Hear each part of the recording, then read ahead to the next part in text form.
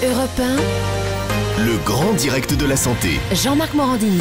Oui, Dr Cohen, avec vous, on va parler de ces produits qui fleurissent dans les rayons des supermarchés. Ces produits à 0%. Alors, il y a très longtemps qu'on les voit. Je crois que les premiers produits light sont apparus dans les années 60. Mais ces fameux produits à 0%, qu'est-ce que c'est exactement? Parce qu'on ne sait jamais, vous le disiez d'ailleurs en commençant l'émission, c'est 0% de quoi? En fait, on peut écrire 0% pour n'importe quoi. Par exemple, si vous avez un produit essentiellement sucré, et d'ailleurs c'est une astuce qui est utilisée dans le marketing alimentaire, vous allez écrire 0% de graisse, alors que ce produit n'a jamais contenu de graisse. Ça a été par exemple le grand scandale des eaux, quand il y avait des eaux minérales, qui étaient, ou des eaux déminéralisées, mais qui étaient vendues avec des arômes, où on écrivait 0% de calories. Bon, ok, mais il y avait 0% de graisse, il y avait 0% de calories, mais c'était de l'eau. Il n'y avait rien d'imaginatif là-dedans. Alors cette mode, elle s'est propagée parce que quand l'apogée des régimes s'est produit, tout le monde s'est précipité vers des produits parce qu'en fait, on disait finalement, il faut substituer un aliment par un autre aliment de telle façon à gagner des calories pour se permettre de maigrir. Alors les premiers produits qui apparaissent, c'est en général les produits laitiers. Ça veut dire, alors là, c'était simple parce que la technologie de fabrication permettait d'enlever les matières grasses du lait. C'était pas une mauvaise affaire dans la mesure où on réduisait le nombre de calories et où on enlevait la graisse des produits laitiers qui n'était pas une graisse de première qualité. Donc on a vu fleurir des yaourts à 0%, des fromages blancs à 0%. Donc ça, c'est bien.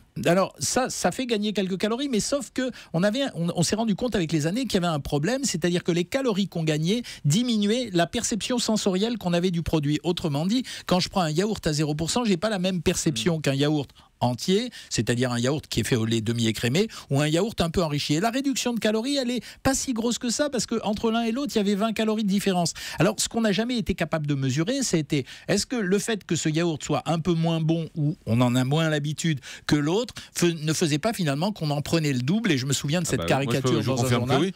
Voilà. Je confirme. Non, mais c'est vrai, on en prend le double parce qu'on se dit finalement on prend du 0%. Donc c'est pas grave, c'est comme si on mangeait rien. Alors, l'économie est réelle, mais l'effet sur le corps n'est pas forcément réel dans la mesure où on est tenté de substituer aux calories qu'on n'a pas prises d'autres calories. Et alors après, comme l'astuce a été trouvée, elle s'est développée dans tous les secteurs. Ça veut dire 0% dans les barres chocolatées, 0% dans les plats allégés, etc., etc. Jusqu'au moment où le législateur s'est décidé enfin à mettre un petit peu d'ordre et n'a admis le 0% que si le produit contenait une des substances pour lesquelles on disait 0%. Sinon, c'était facile d'écrire 0%. Alors, dans la réalité, les gens continuent à utiliser ce type de produit parce que le message est bien ancré dans leur tête. En pratique, on se rend compte que ça aide pas tellement les gens. Ça les aide à condition qu'ils maîtrisent l'ensemble de leur alimentation. Ah oui. Autrement dit, prendre des produits à 0%, voilà, ça peut être bien, mais si on contrôle tout le reste de l'alimentation. Les impacts sur le cerveau, on les maîtrise pas. Alors, une seule particularité, je crois, une information à donner. On a longtemps spéculé sur le fait que quand on prenait des édulcorants, ça développait peut-être de façon plus intense le goût pour le sucre. Mais ça a été testé et il s'est révélé que c'était pas vrai. Ça veut dire que, contrairement à ce qu'on a tous supposé, même moi, je veux dire, on s'est dit, finalement, si on prend pas de sucre, on va avoir tendance à en manger ailleurs dans d'autres produits. Non, c'est pas la réalité. C'est plutôt le besoin énergétique, c'est-à-dire le besoin de calories qui se faisait sentir et donc qui nous amenait à consommer d'autres produits, parfois pas du tout la même chose. Mais moi, par exemple, là, j'ai vu récemment, en faisant mes cours, j'ai vu sur une bouteille de jus d'orange, il y avait écrit 0% de sucre ajouté. Alors, c'est assez compliqué parce qu'on se dit, mais est-ce que ça veut dire qu'il n'y a pas de sucre? Ça veut dire quoi, 0% de sucre ajouté? Alors, ce qu'on appelle le sucre ajouté, c'est quand on a un produit et on va resucrer ce produit, on va rajouter du sucre, soit du sirop de glucose, soit du sirop de glucose fructose, pour le rendre encore plus sucré. Mais quand vous achetez un jus de fruits, c'est déjà sucré. Il est déjà sucré. Ah oui. La moyenne des jus de fruits, c'est 10 à 12%. Mais donc ça fausse cette notion, parce qu'on comprend plus s'il y a du sucre ou pas à l'intérieur. C'est le marketing du vocabulaire alimentaire. C'est un peu la même chose que, par exemple, quand vous lisez burger sur une boîte, en fait, ça signifie pas du tout que c'est du steak haché. Burger, ça signifie que c'est une composition. Le 0% sans sucre ajouté, c'est pas un mensonge. Ils n'ont pas rajouté de sucre ajouté. Par contre, ça ne signifie pas qu'il y a de sucre, mais ça embrouille le consommateur de telle façon à ce que quand il achète ce jus d'orange, il donne une prime à ce jus d'orange parce qu'il y a écrit 0% de sucre ajouté alors qu'il n'y a pas 0% de sucre tout court. Docteur Martine Pérez. Oui, dites-moi Jean-Michel, moi quand j'achète du 0%, c'est pas forcément pour maigrir, c'est peut-être aussi pour baisser mon cholestérol parce qu'il est à peu près limite.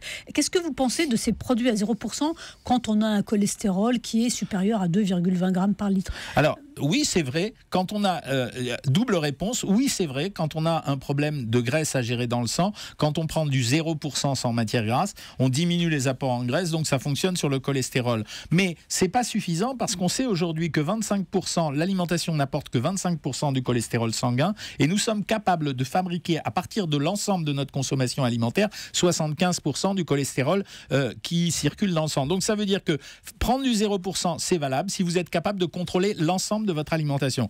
La difficulté, c'est que pour fabriquer du 0%, comment on fait? En réalité, il n'y a pas 36 solutions. Il faut changer complètement le produit. Et donc, quand vous fabriquez du 0%, quand vous supprimez la graisse, vous êtes obligé de rajouter un produit pour épaissir le produit. C'est-à-dire que quand vous prenez un yaourt à 0%, c'est ce qu'on explique aux gens qui font des régimes sans gluten. Quand ils achètent des yaourts à 0%, on leur dit faites attention aux produits allégés parce que ces produits contiennent du gluten, parce que pour récupérer la texture du produit, on est obligé d'ajouter de l'amidon modifié. C'est-à-dire que vous avez affaire à un produit totalement transformé qui empêche la transformation. Alors le pire du pire étant par exemple les camemberts allégés qui sont pas à 0% mais qui sont nettement diminués, où là vous n'avez plus du tout la sensation du camembert et donc de ce fait vous avez tendance, comme le disait Jean-Marc, à augmenter votre ration. Ou alors ça va être valable pour d'autres produits comme par exemple les crèmes fraîches. Alors on vous dit qu'elle est allégée, ou les beurres, on vous dit que ce sont des produits allégés, mais ce qui va se passer c'est que quand vous tartinez un beurre allégé sur votre pain, en réalité pour avoir cet allègement vous avez rajouté de l'eau dans le produit, l'eau va être absorbée par le pain et finalement pour avoir la couche